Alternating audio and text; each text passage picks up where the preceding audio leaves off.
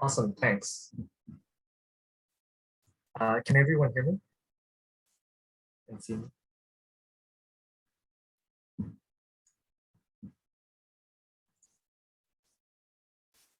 All right, I'll begin. Okay, great. Hi, everyone. My name is David Zhou, and I'm a graduate student at MIT. Thank you all for joining us today for the next talk in the Innovators in Cognitive Neuroscience seminar series. Before beginning, it's a practice for this seminar series to acknowledge indigenous lands from which I am joining today's talk. So I'm speaking to you guys from Cambridge, Massachusetts, a state that's named for the Massachusetts people from whom the land was taken. And these people are a tribe of the Algonquin Nation. And they lived upriver right next to me on the Charles River. So please use this link that I'm sending to the chats to learn more about, oops, to everyone. Please use this link to learn more about sort of the indigenous lands from which you are joining us. And through the acknowledgements of past harms, we can move towards a more equitable and humane future. So on behalf of all the students and postdocs on the organizing committee of this seminar series, I'm excited to welcome you to today's seminar. The organizing committee represents a consortium of colleges and universities, including Dartmouth, Gallaudet, UPenn, Yale, MIT, Princeton, Harvard, and Columbia. And we are a consortium that is committed to highlighting advances in cognitive neuroscience research. We acknowledge the privilege of these institutions, and we wish to make science that is discussed here available and accessible. So with the consent of our speakers, we plan to make these talks publicly available on our website, and our seminars are open to anyone who is interested. So a quick note to those of you who are new, after the talk is over, we're going to move to another Zoom room for an informal Q&A. I'm going to paste the link to that Zoom room in the chats as well.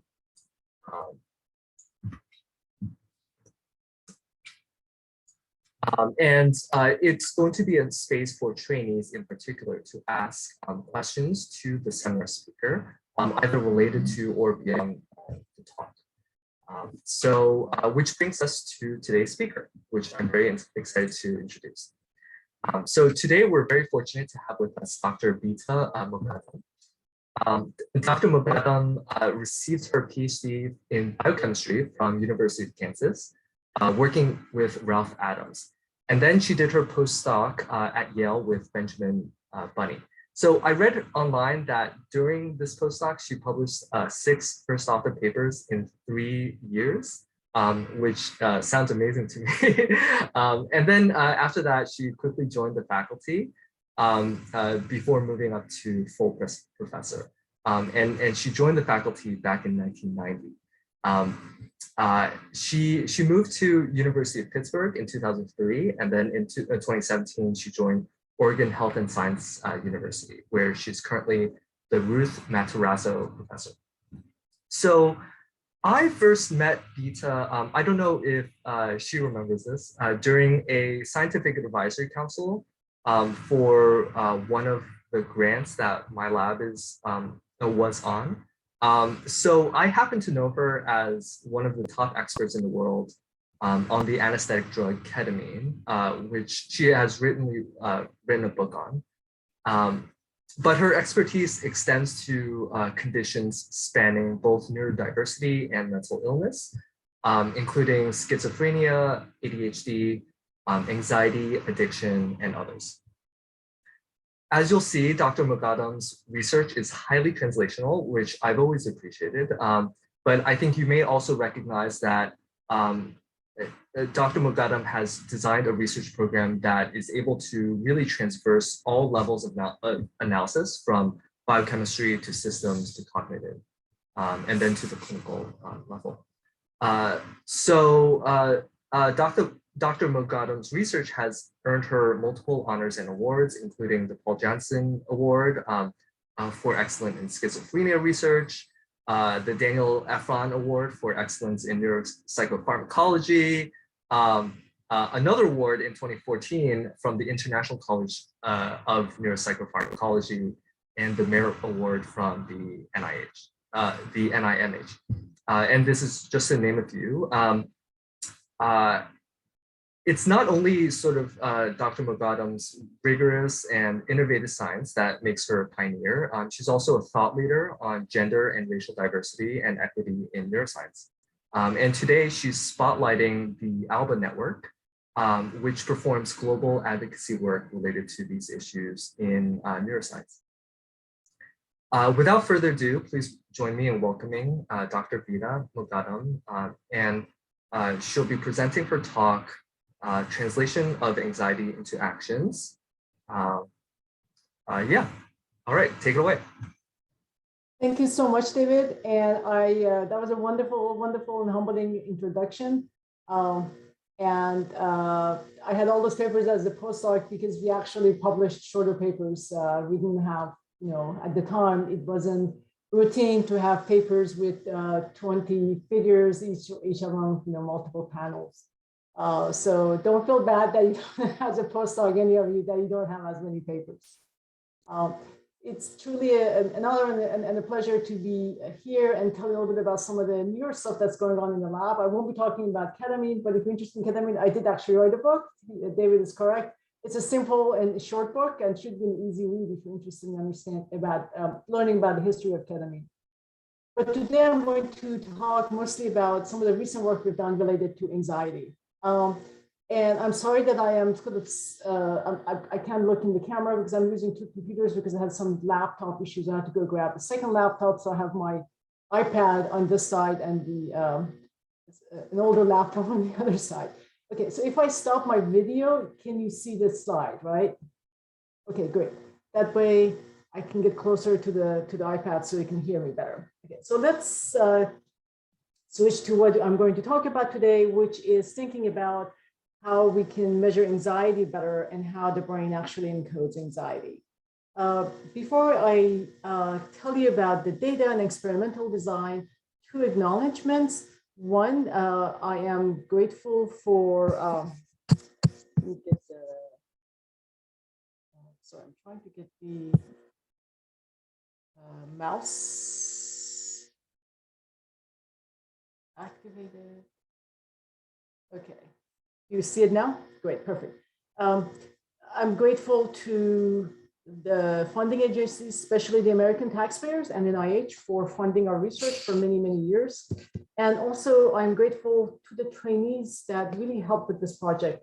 This particular project, more than anything else in the lab, has really been a product of a number of really clever trainees that have helped me think about how to design what we were actually thinking about in terms of the questions that I'll be telling you. These trainees include Jonchul Park, who was a graduate student in the lab when I was at the University of Pittsburgh. The same with Sweta Lohani, also a graduate student. She's currently in Jess Carden's lab at Yale. Nick Simon, who's now a tenured associate professor at the University of Memphis, and David Jacobs, who was a graduate student he just defended at OHSU in my lab. So those of us who are interested in translational models relevant to psychiatric illnesses know that animal models of complex brain disorders have become or are becoming somewhat obsolete.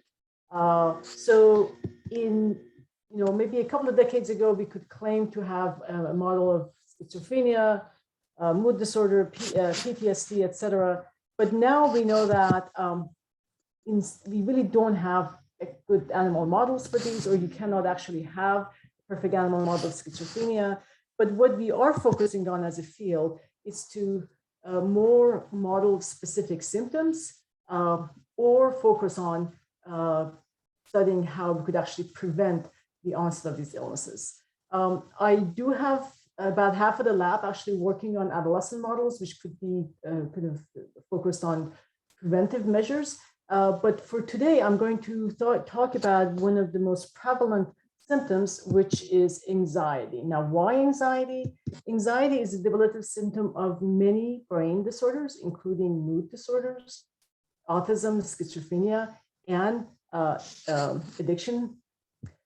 Anxiety is also a common symptom of most neurodegenerative illnesses, including Parkinson's and Alzheimer's. And most clinicians know that by effectively treating anxiety, outcome of nearly all brain illnesses could improve. Now, if you are actually measuring anxiety in the lab, you could argue that there are some good animal models. But we weren't interested in really using those models because the questions that we had, and in my lab, we always try and start with the question, or at least I really force people to think about the question that they want to ask before we start doing experiments, is how does your brain deal with anxiety? Now, what do I mean by that? Well, when we look at the animal models that we have to assess anxiety, those of you who have done some behavioral neuroscience know that we could do some fear conditioning studies, or a common behavioral task is the so-called elevated plus maze task, where animals are allowed to be in an area that is not anxiety provoking, like a closed arm, or be in an open area, which could be potentially anxiety provoking. So if the animal is here, it's feeling really anxious because it's potentially fearing falling outside the maze. So those, you could argue, can be modeled this way, or this is what you're modeling in the case of humans. And this is not what we really wanted to model. What we wanted to model was real life anxiety in the context of goal-directed engagement, goal-directed behavior engagement. Because real life anxiety is often temporally diffused. It's not just 1 second of feeling like you're gonna fall off a cliff. You feel anxious for a long period of time often. And during that sense of anxiety, most people have to be engaged in goal-directed behaviors. They have to get up and go to work. They have to get up and feed themselves, etc.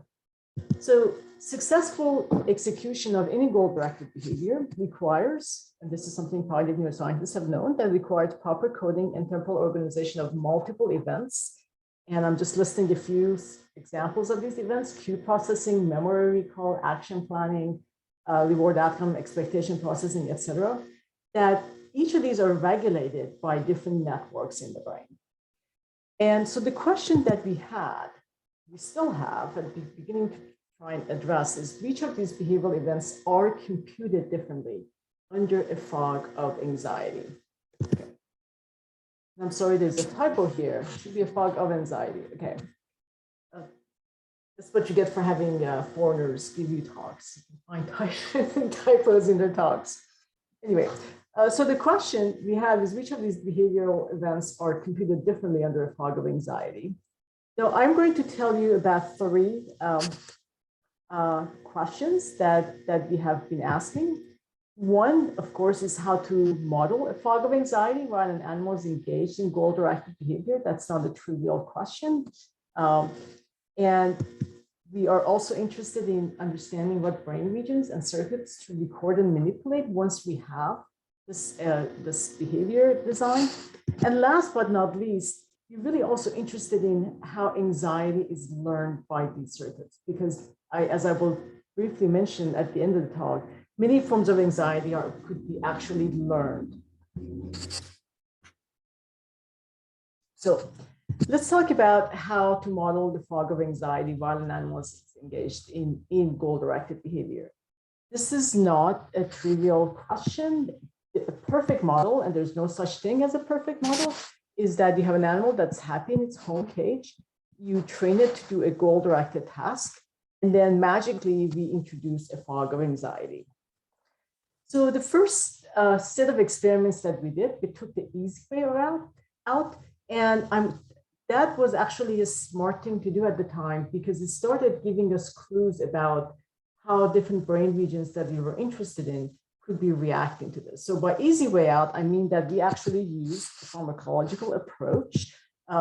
So instead of, so we induced a fog of anxiety by giving animals that are fully trained to do a task an anxiogenic drug. So anxiogenic drugs are very similar to anxiolytic drugs like Valium and Xanax, except that they do the opposite by they still act on the chloride channel, but instead of enhancing chloride flow, they actually reduce it. So they produce transient anxiety, and it's a model that has been around since the 60s. And these drugs can produce anxiety in human monkeys and rodents. So using this, I'm going to tell you what, based on this study, which we did several years ago, we started getting clues about what brain regions we should potentially be focusing on. So let me tell a bit about that. I'll come up with the conclusions of what that study showed us, then go back and then tell you about actual behavioral models of causing that fog of anxiety. So we started with two regions, dorsal-medial prefrontal cortex and the VTA. Prefrontal cortical neurons are so-called doer neurons. They're involved in action selection, but they also encode internalized information at the service of distant future actions. So if you're anxious, but you need to do a goal-directed behavior, prefrontal cortex reason must be involved to actually plan for that. And then dopamine neurons in the VTA are also involved in encoding both reward and temporal uncertainties. And the working hypothesis we had was that coordinated activity between prefrontal cortex and the VTA is involved in computing behavioral events that are affected by anxiety, in this case, by a drug that causes anxiety. So for these studies, we recorded spike activity and LFPs. And for more recent studies, we also have applied fiber photometry, and I'll tell you why. Although I much prefer to actually record from neurons than do fiber photometry. I'll tell you later why we actually switched for some of the studies. But let me very briefly just show you the conclusions of what this pharmacological study gave us. So we trained the rats to do an extra dimensional set shifting task. This is a highly cognitive task, which animals are encouraged or learn to switch from a light rule to a side rule to get a reward. And we gave animals the anxiogenic drug FG7145 as they were doing this task. And essentially the conclusions was that anxiety evoked hyperfrontality, so reduced activation of prefrontal cortex and disruption of relevant encoding in the prefrontal cortex, but only during action encoding, which was really interesting. I'm only showing the title of this paper because it was published 4 or 5 years ago. It's a very analysis-heavy paper for those of you who are interested in learning more about this. But I'm going to move on because this paper obviously only was looking at the effect of a drug. So we weren't sure whether it's like actually the effect of anxiety or some indirect drug effect that is causing us this specific action encoding in prefrontal cortex during specific disruption and action encoding. So let me then summarize what we learned from this paper, which was that the same goal-directed action is encoded differently by prefrontal cortex neurons under a pharmacological model of anxiety. And that oddly, action encoding may be a vulnerable locus in networks associated with anxiety. And oddly, because I did not expect this, I assumed that, if brain is dealing with anxiety, it's mostly potentially cue encoding or reward encoding is affected. So this was interesting, but it actually proposed more questions than answered any in terms of how your brain is dealing with anxiety. Okay, so now let me go back to our first question, which is how to model a fog of anxiety. We have been thinking a lot about how to actually design a model to do this, a behavioral model to do this. And what I'm going to do is to take the rest of the talk today to tell you about 2 behavioral models that we have had that hopefully are producing anxiety, tell you a little bit about the design of the behaviors, and then also show you for each behavior, show you a data slide with the behavior, show you that anti-anxiety drugs, the Valium actually does change behavior, so suggesting that these are good models of anxiety, and also give you some examples of how the brain is actually encoding behavioral events when we introduce the so-called fog of anxiety. So how did we go about modeling these behaviors? We started by appreciating that anxiety and fear are related, but anxiety and fear are different. They're not the same thing. Fear relates to a concrete event that is occurring or is about or is certain to occur.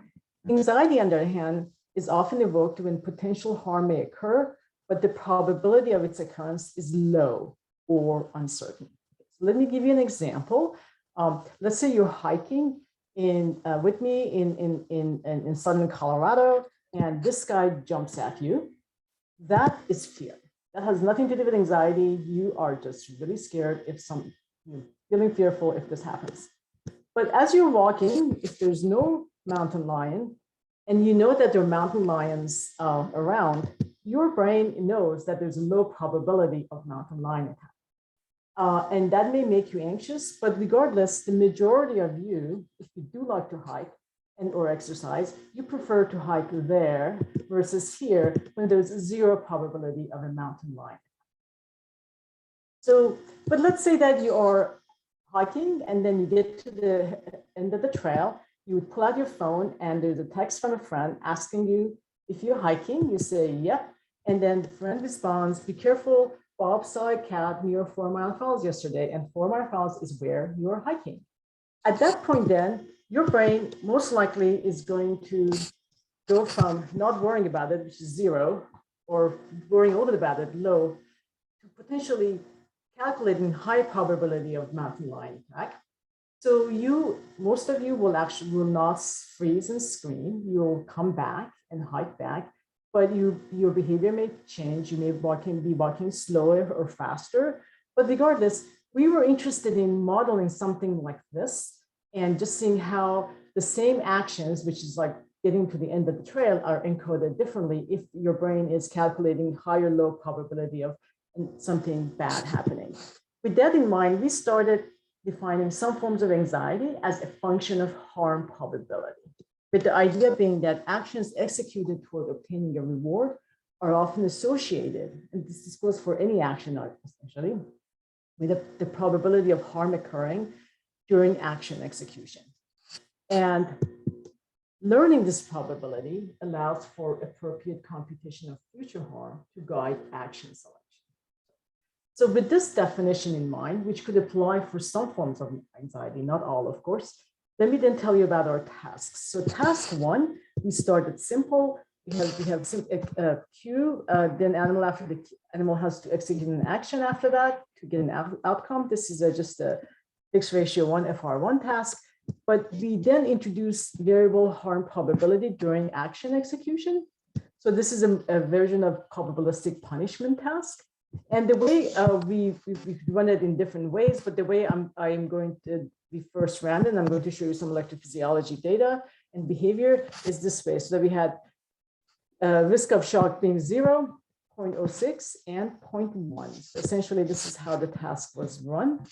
So you had 3 blocks. I'm going to show you some data with this response time here. This is when animals expect that they could be shocked here.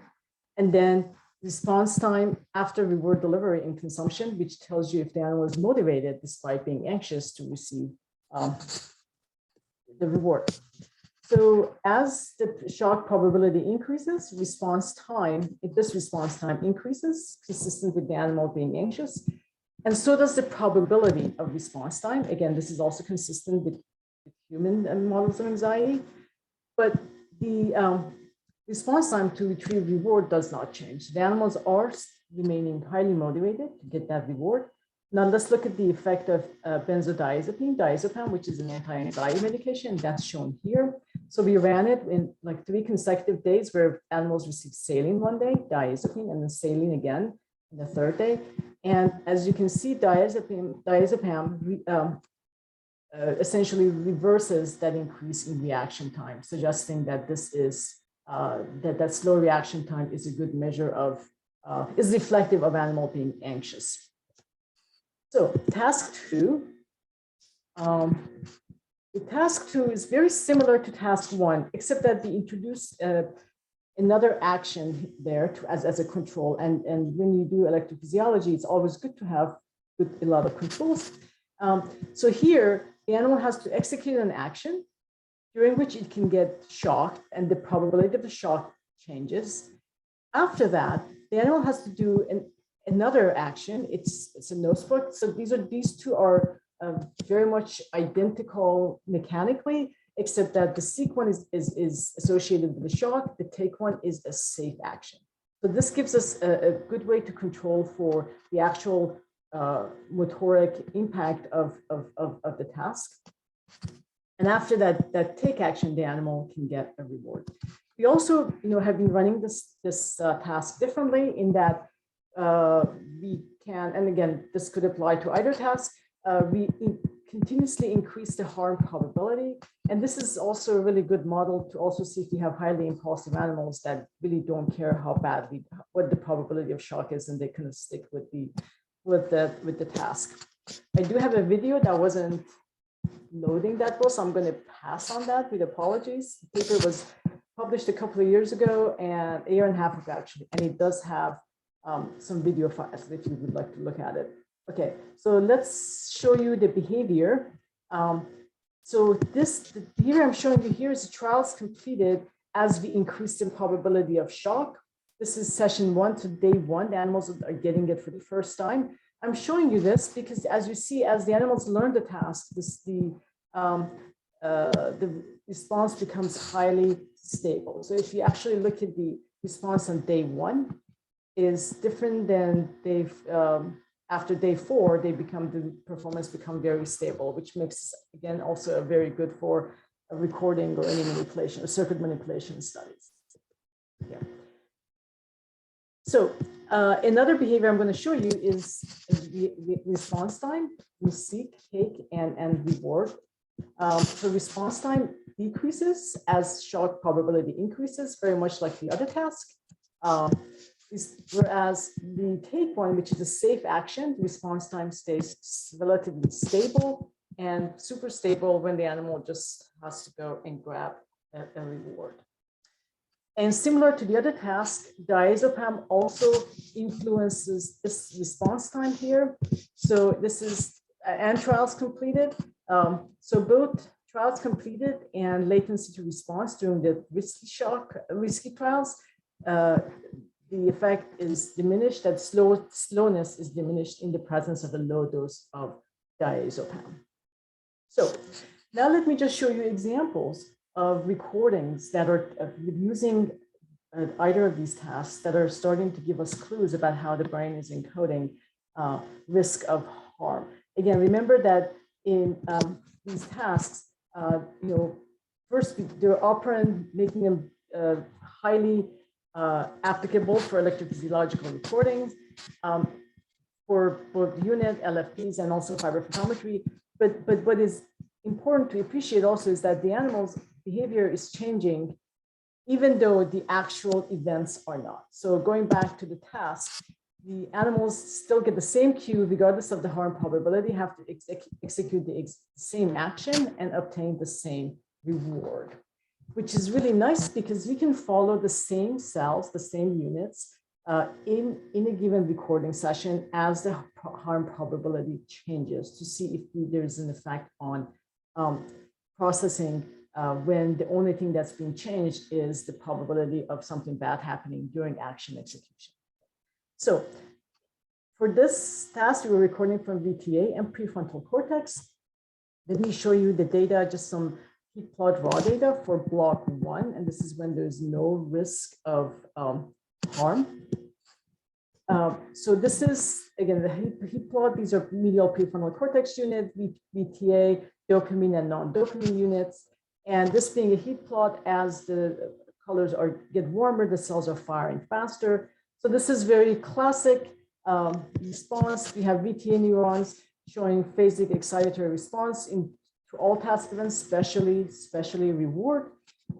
Whereas prefrontal neurons, prefrontal cortex neurons are having a very mixed and different set of responses. Again, this is very classic prefrontal cortex. So you have some cue responsive, some action, And then you have the classic, and I'll come back to this because this is really important. This is a classic inhibitory response during action execution that you see when rodents are doing goal-directed actions.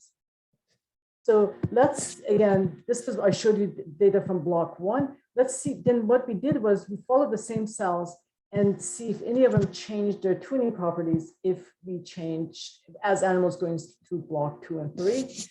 And in fact, we did see some a good number of cells that did this. This is some good examples of VTA prefrontal cells. Again, the same cell going from block 1, 2, and 3 during action and reward encoding. So not all the cells change their tuning properties, but substantial portion of them did. So if you look at all of the data,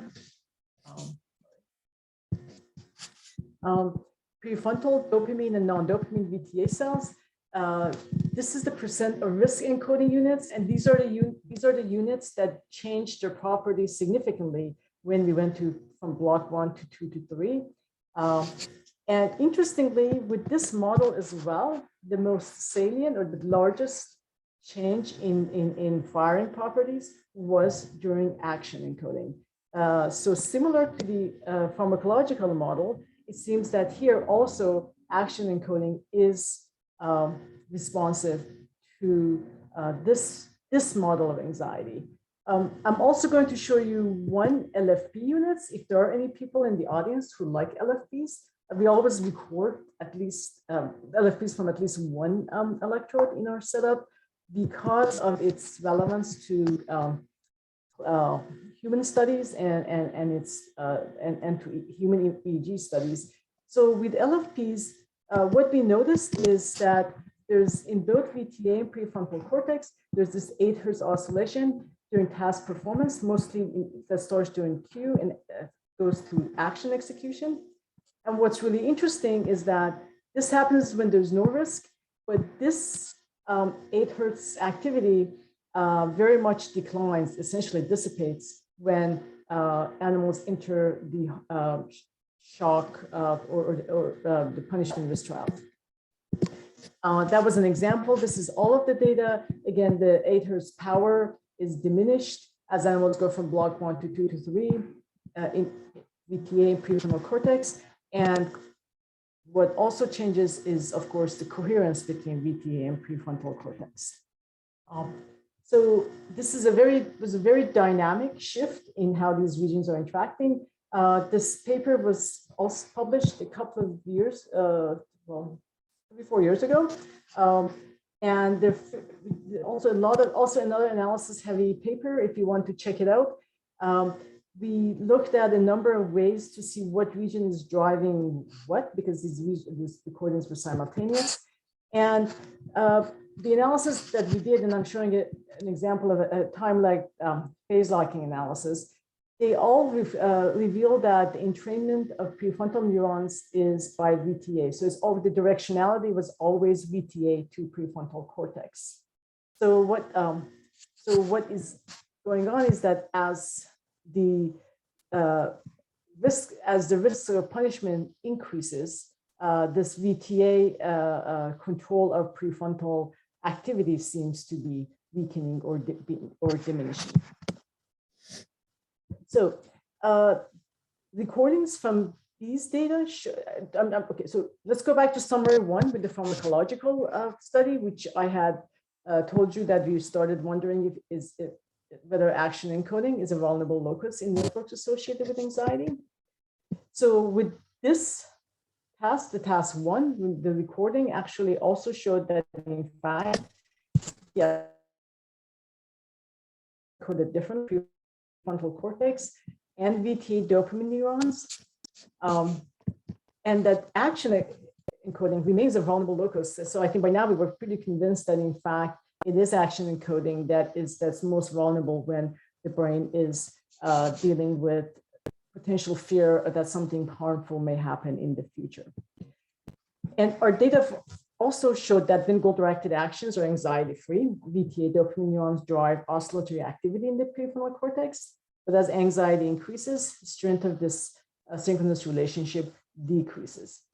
And the working model that we have that is beginning to be tested is that, so during anxiety-free setting, the VTA neurons are potentially driving some activity in the prefrontal cortex that then essentially collapses.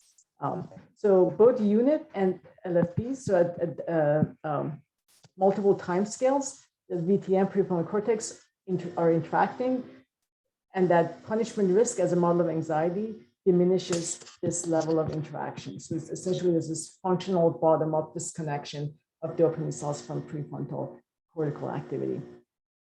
And this is very much during action encoding. So this, you would argue, could be a bad thing, but I would say that this is anxiety. Normal anxiety is a normal thing, and it's important for prefrontal cortex to be flexible, to potentially find you a way out of a potential harmful situation. So I would argue that this may be a good thing because bottom-up regulations are very strong. So if prefrontal cortex can actually free itself of VTA control, it could then potentially gain more control over planning actions in the face of aversive events. So this is a question that could potentially be tested with more recordings and manipulations of the task. So I'm going to, in the interest of time, I'm going to shift the second task. Remember the one that had a seek and a take version, and tell you about another way of thinking about anxiety, which is how is it learned. So I showed you the lion example that could elicit fear and anxiety if you think there's a probability of mountain lion attack. But you could argue that we are fearful of predators like this guy because we're hardwired. We didn't have to learn to be fearful of him. But we're fearful of this because we have learned to be fearful of this. And going back to the model that we really started all of this experimental design, it's really so much about learning a probability because harm probabilities are learned. So it's learning this harm probability that allows us not only to be anxious, but to compute future, to compute our future actions to help us with action selection. So with the second task, I also showed you this data, which shows you that the animals actually are learning in that behavior in session 1 is different than sessions 4 to 6. So this is a really nice behavioral measure because it will allow us to compare encoding of different events on day 1 versus when the animal has learned the task on day 4, after day 4, to see what brain regions are involved in learning or what events are involved in learning to learning of harm probability. So for this task, though, I'm going to switch to fiber photometry because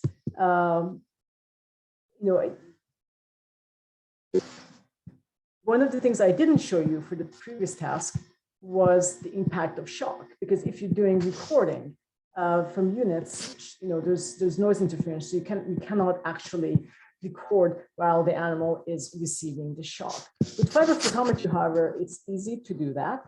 So what it allows us to do is to compare punished trials versus unpunished trials. Now, why is that important? It's important because the animals could be changing their behavior because the shock perception could have changed. They could have become sensitized or desensitized to the pain of shock or the aversion of shock, as opposed to calculating the probability that something may happen. So for the seek trials, I'm going to show you what happens during the trials where the animals actually got shocked versus the trials where animals did not get shocked, but they thought that they would. So if you look at session 1, when the animals were shocked, and as we are ramping up the harm probability, it's a profoundly large activation in the prefrontal cortex. For the interest of time, I'm only focusing on prefrontal cortex. Similar massive effect also exists in the VTA. What was really interesting is that after the animals learned that basic response did not change in the prefrontal cortex. So clearly, even though the animals had learned the task, prefrontal cortex encoding of the shock perception had not changed. And then let's now look at the encoding of seek actions when the animals are not receiving the shock. This is our control studies when trials where animals did not receive a shock. We see a reduction in neural activity in session 1 during this action execution here, which this now changes in that this reduction actually decreases after learning. So prefrontal cortex encoding of action, which is an inhibitory response, is diminished after the animals learn.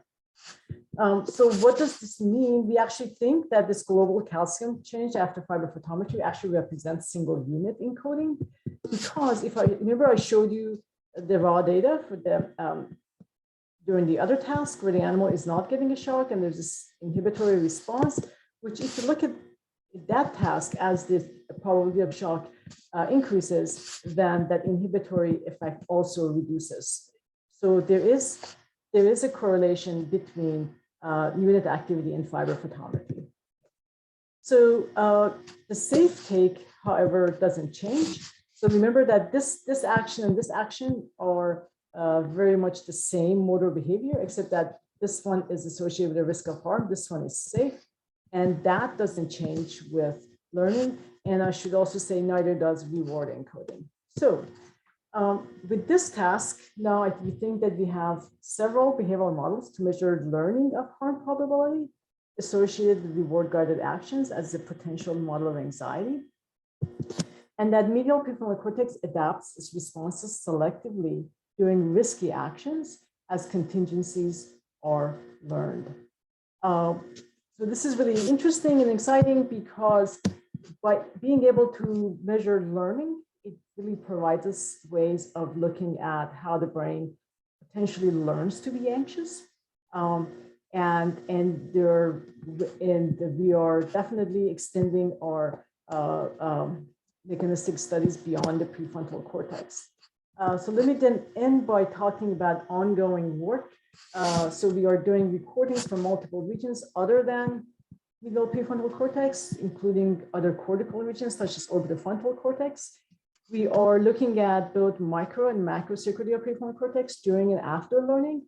We're also looking at some pharmacological responses because this behavioral task and the recordings could potentially provide a good behavioral model to look and see if they're better anti-anxiety meds than diazepam and Xanax-like compounds.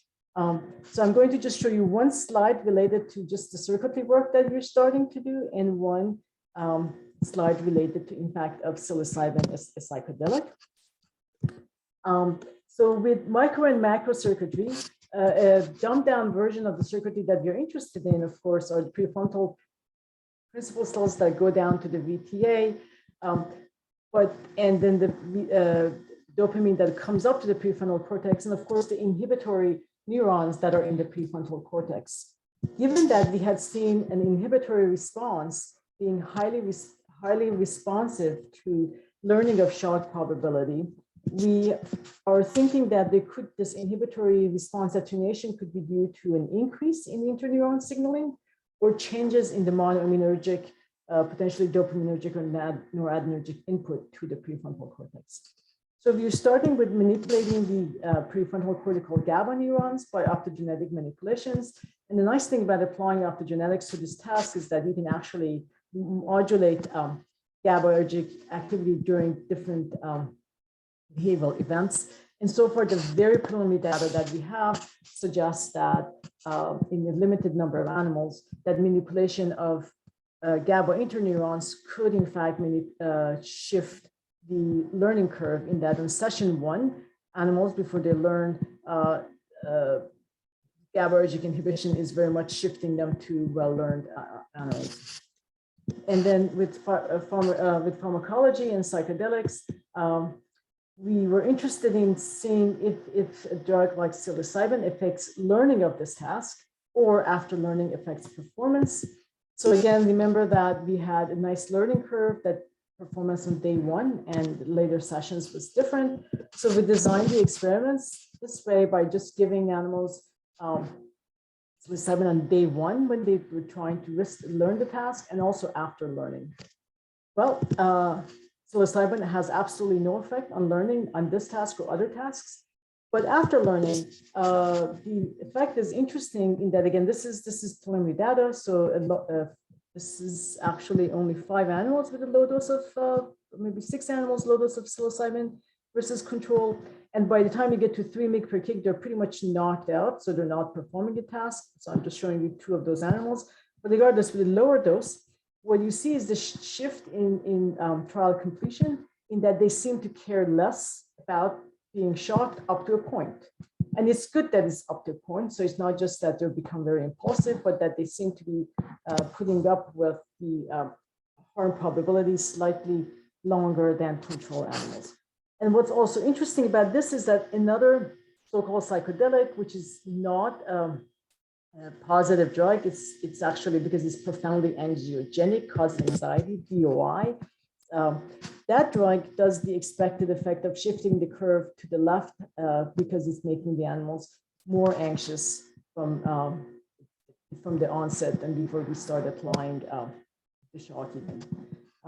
So this suggests that this is psilocybin is having an interesting effect potentially on some aspects of this task. But again, this is preliminary, so we will know if we will see how if this effect lasts, and also what is the effect on neural encoding of events when animals are performing the task. So to conclude, I hope I have convinced you that the same goal-directed and reward-guided action is encoded differently by prefrontal cortex and Bita neurons under anxiety, and that action encoding is a vulnerable event in networks that are associated with anxiety, and also that learning of harm probability is an important construct to study because it may provide a novel approach to study the etiology of some forms of anxiety. So I'm going to end by showing you the picture of current folks in the lab. We had an unusually nice sunny day in Portland, so we went outside in our Hawaiian shirt. These are list of present and relatively recent lab members. The current members are depicted in blue. Those who contribute to the study are depicted in bold. Grateful to my funders as well as some collaborators. And also then I will end because I mentioned ALBA as something I would like to promote. It's a wonderful organization. Please go look him up. And we just started by a number of scientists, mostly women scientists, diverse group of women scientists internationally. Check out their mission and what is it that we do, and if you can be involved and contribute to the cause, please do. So with that, I thank you for attention and happy to answer any questions if there's time, and if that's what we do in this. I wasn't sure. Anyway, thank you so much. Thank you so much, Bita. So we have about 10 minutes or so for questions. We have one in the chat. So if you have a question, just type it in the chat. The first one comes from Victoria Corbett. She writes, hi, Bita, great talk and really cool behavioral paradigms. Can you clarify for task 1? So I believe that's the variable harm task. I thought you showed that the behavioral differences with the risk probability were largely in the reaction time after the cue, when the shock could happen. But then in the electrophysiology data, you highlighted the peri-action time as showing the biggest change with risk probability. Is the highlighted effect in the electrophysiological data coming from the same time period when the behavioral difference occurred?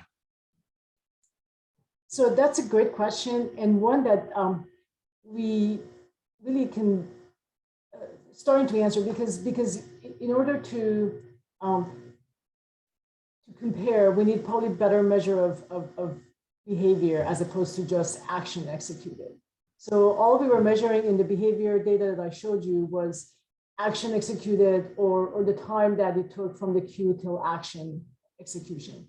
And now that we've started analyzing the behavior with deep lab cut approach, and then we can potentially do a better correlation of what the animal was doing during that delay period and correlated with the peri-action activity.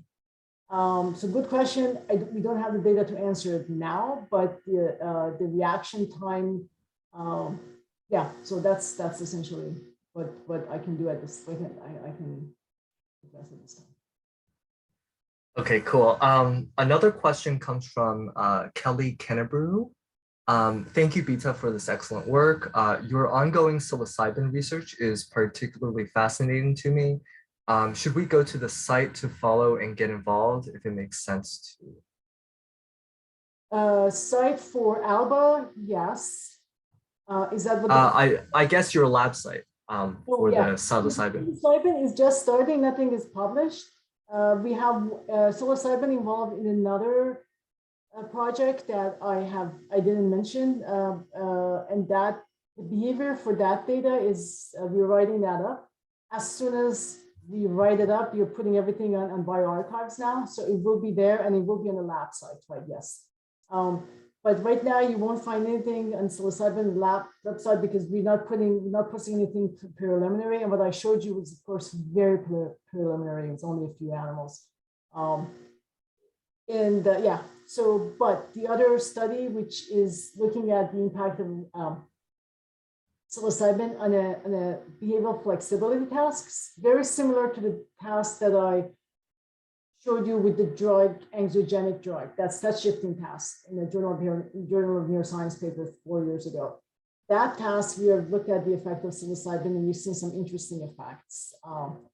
So that behavior data should be it's being written up, and as soon as it is, open the bioarchive. So. Okay, cool. I had a question about the psilocybin work. Do you are you framing the psilocybin work as potentially, you know, a way to unlearn some of the anxiety, learned behaviors? Because you mentioned how the circuits might be able to learn it, and then for therapy, of course, we think about unlearning circuits and perhaps what might be the mechanisms for those. Yeah. To be honest, I'm not framing it in any way because we have no idea how it works. The effect it has, so the reason I showed the DOI data is that DOI is a very selective 5-HT2A targeting drug. So if the effect was through the receptor that everybody thinks psilocybin is acting, DOI should have acted the same, but it's not.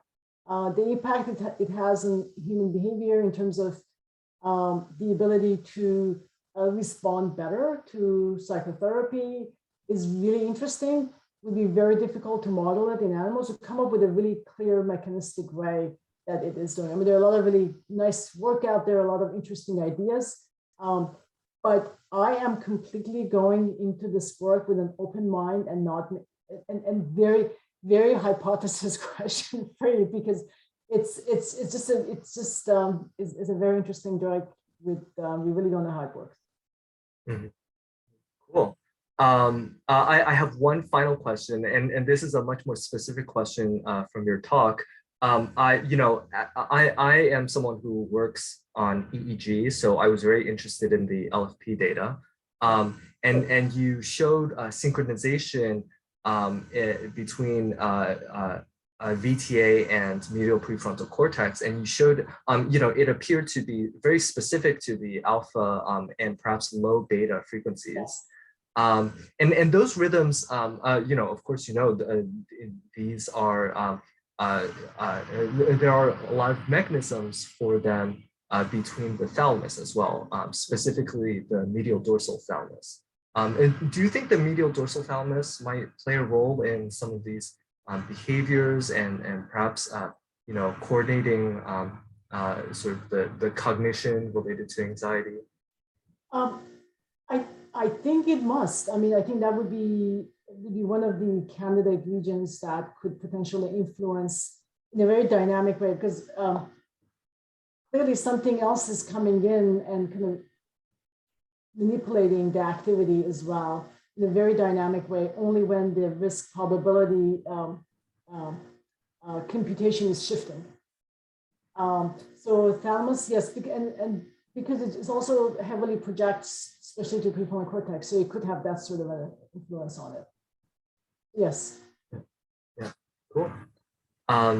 Awesome. So I think those are all the questions that we had. Again, there will be a Q&A to follow right after this, or right now. So so to everyone, we can migrate from this Zoom to the Q&A link, which is in the chat. And again, I'd like to thank Bita for this amazing talk that taught me so much. Thank you. Yeah. Okay, Yeah, so I thanks. should join the other one as well. Yes, yes. And so I